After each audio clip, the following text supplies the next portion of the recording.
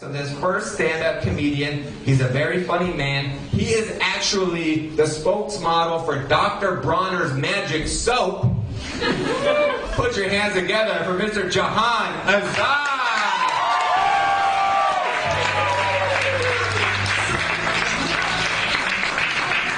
Nice, thank you. Wow, you guys are really bundled up today. I was out there, everyone's coming in, they're all cold, all the white people, and then there's like the 5 Chinese people that are like, what, you're not still wearing long johns? Like, it's not even May yet, what's wrong with you people? Yeah, this is an improv show. Well, it's an improv venue, an improv festival. I'm really happy to be here. But I actually usually do improv, and so I'm just gonna bring back, my roots. And be like, okay, what's in my hand? Somebody yell out, what's in my hand? Apple. Apple. Anything else? And a dildo. A dildo. Somebody always says. Double-headed dildo. Okay, good. We got a dildo. Another kind of dildo. Great. I'm back in my zone. People are shouting dildo at me. Perfect. But there's the thing about improv is it's the one I was always like, why do people always shout out dildo? Like when you ask that, and I realized because it's the one time that somebody can shout out dildo, and everyone else is like, oh, nice. Just scream dildo in a crowded room. Well played. Nice. Well done there. Yeah. So I work in China. I got this Chinese boss, and he doesn't like studying English, but he loves hip hop. So he'll tell me things like, yo, Jahan, I'm not a China man. I'm China man.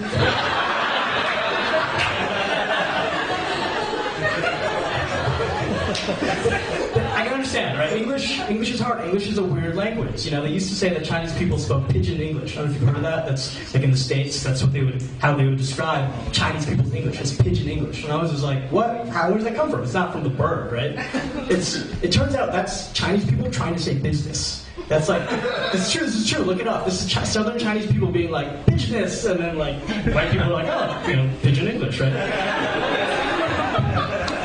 But the funniest part about that is that means some white people were like, oh, those Chinese guys, they're all speaking pidgin English. And the Chinese dudes are like, you hear that, guys? I speak business English.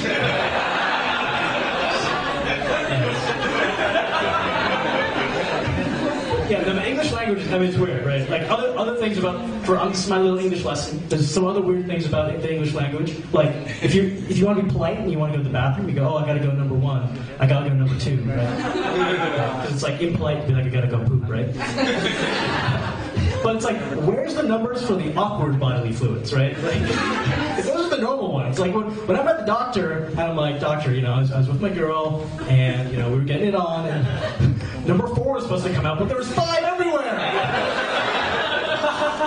That's awkward.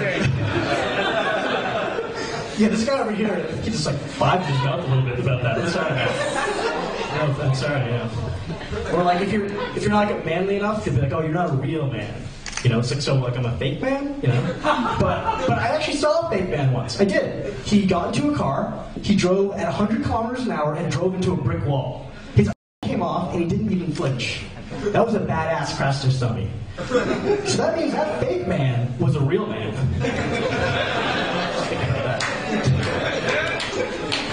Seriously. If someone loses their job, you'll be like, oh, it's okay, there's more fish in the sea. Or if somebody breaks up with their girlfriend, you're like, it's cool, there's no more fish in the sea. But then I'm eating an endangered tuna, and I'm like, there's more fish in the sea. And then now I'm an asshole. How come you can say that about everything except fish? That's what I don't get about the English language, right? But it's a messed up world we live in. For example, in some countries, like Saudi Arabia, if you're caught stealing, they'll chop off a hand. They'll chop off one of your hands for stealing. Yeah. And that's crazy because, if there's one demographic you'd want to be able to handcuff, it's thieves. Now I just got a funny bracelet. I can still stab you. Still do that. A funny bracelet. It's a weird world we live in, man. So I'm in minority, here, also back home, but here, so I'm used to it. I'm used to it. It's funny to see white people just go through the whole thing and be like, now you know, but yeah. So,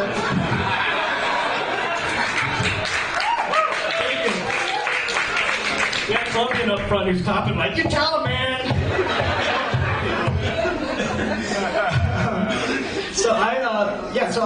so it's funny because like one of the things about that is that people are always like, oh, you guys, it's really hard for us to tell you apart. It's really hard for us to tell you apart, and it's true. People have a hard time telling people of different races, from them apart. And so actually in the States, what they did to combat this is if you have like a lineup, if you have to identify a suspect for a crime, and they'll show you pictures. They'll show you a picture of the actual people they think it is, and they'll show you other random people that couldn't have done it, right? That's for safety. So I don't think they went far enough. If I was doing it, this is how I do it. I'd show it to the I'll be like, ma'am, just please identify the person you think committed the crime. And she'd be like, okay, that one. Like, I'm sorry, that's Morgan Freeman. Nelson Mandela, sorry. One last try. That one. No, I'm sorry, that's the Facebook silhouette, actually. Couldn't find it, Joey. Another Facebook silhouette. Don't know. Yeah. So I'm Indian, or I look Indian, right? I spent a lot of time in India, but I've heard you guys, white people have something called white guilt. That's right. You got white guilt. I kind of know what it's like. I've got something called brown guilt. It's true. And what brown guilt is the guilt you feel as a brown person that you're unable to make white people feel bad enough, right?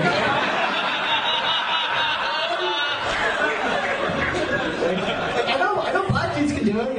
You slaves, Native Americans do it. You stole their whole country. But Indians were just like, you stole our chicken masala recipe. How could you, Trader Joe's? It's rough, I mean, it's like, for example, Native Americans had it really rough, right? I mean, I'd be like, ask your Native American friends. I'd say, ask your Native American friends. But you don't have any, I know that. But there's no Native Americans here, I can just tell you, right?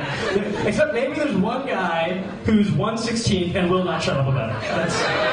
Which is even sadder, because now they figure out how to get a tiny 1/16 of a Native American inside of white people. I've got you now. It's like a Lord of the Rings curse. It's and the other thing is if that 1/16 makes you Native American, then my one X chromosome makes me a woman. That's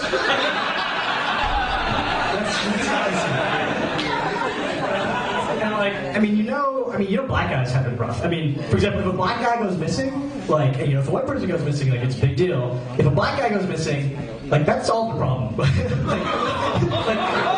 emergency was that he was around, and that was our problem with it. And I'm not saying this is that's how it should be, but that's how the media portrays that. Because really the only way you can get people to care if a black guy goes missing, the only time is if he was supposed to be in jail. That's the only time anybody cares about that shit. That's the only time anybody, you tell some guy, hey man, the black guy went missing. I don't know if you heard. They're like, no. He was on death row. Oh shit, we gotta find him. That really matters to me. This is a big issue. We gotta call not Amber Alert, Andre Alert. Yes, Andre Alert. So that's my thing. Anyone oohing, that's just me making fun of white people. It's not. I'm not making fun of black people with that joke. So don't worry. I was just making fun of white people. It's cool. All these jokes are making fun of white people. Don't worry. Every single joke is about making fun of white people. Okay, thank you. That's my time.